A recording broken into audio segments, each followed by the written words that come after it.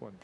指挥中心今仔日公布讲，国内有3批 Moderna 疫苗，总共7万剂左右，会伫8月初6进行到期。若是伫7月底进前，要无人预约注射，中央就要收回去，另外搁配新的疫苗予各县市。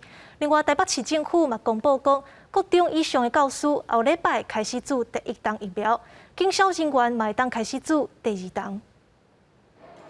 台北市长郭文铁23讲，台北市有部分疫苗就要过期，引起外界议论。指挥中心24讲，有3批莫德纳疫苗会伫8月初6进行陆续过期，上近一批的期限是7月29至8月初2，计共3416支；第2批号是8月初2，有16424支；上尾批会伫8月初2至初6过期，计共54414支。3批总共是7万支左右。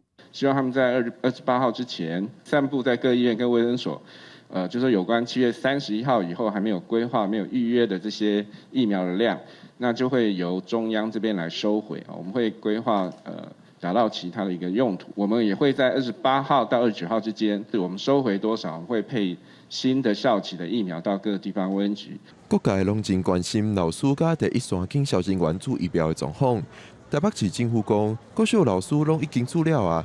国中、高中的教职人员加警校人员第2档疫苗会伫后礼拜开始注。国高中的教职员大约有15000名左右，我们已经安排好了，从下星期一开始，也就是从7月26号到29号，我们4天的时间，在花博争验馆来为国高中的教职员来服务。下礼拜1、2、2天，那么一样在这个花博争验馆。 为我们的警消第一线的同仁来做造册、来预约、来接种这个疫苗。台北市政府讲，7月23为止，台北市已经有38%的人注到疫苗。即摆开放50岁以上，无法度上网络注文疫苗的民众，23至30期间向区公所登记。目前登记的人数已经有3707人。